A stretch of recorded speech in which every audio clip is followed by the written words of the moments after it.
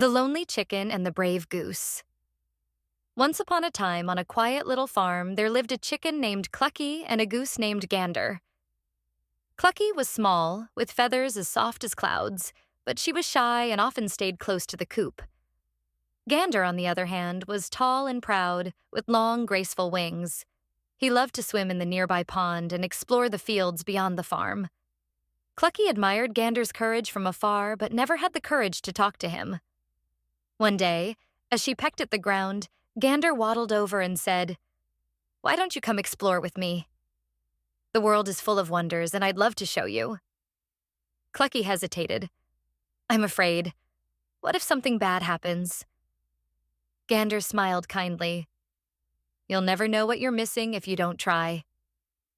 The start of a friendship, slowly, Clucky began to venture out with Gander.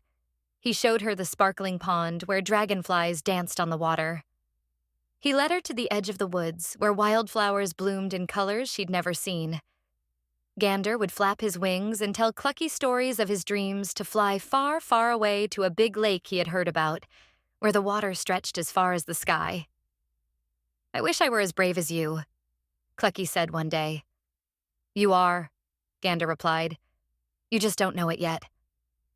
The storm one dark evening, a terrible storm swept across the farm. The wind howled and the rain fell in torrents. Clucky hid in the coop, trembling while Gander stood outside, trying to calm the other animals. Suddenly, a loud crack echoed through the air. A tree had fallen, blocking the path to the pond where the ducklings were stranded. Gander turned to Clucky. "I need your help. The ducklings can't make it back on their own." Clucky's heart pounded. She wanted to say no, to hide until the storm passed, but she remembered Gander's words. "You're brave." "I'll help," she said, her voice shaking. Together, they braved the storm. Gander led the way, shielding Clucky with his wings. When they reached the pond, Clucky clucked loudly to guide the frightened ducklings while Gander pushed them along. They worked as a team, and after what felt like forever, all the ducklings were safe in the barn. The goodbye. The next morning, the storm was gone and the sun rose over the farm, but something was different. Gander was quiet, his wings drooping. "What's wrong?" Clucky asked. "I have to leave, Clucky," Gander said softly. "The big lake I told you about, it's time for me to go.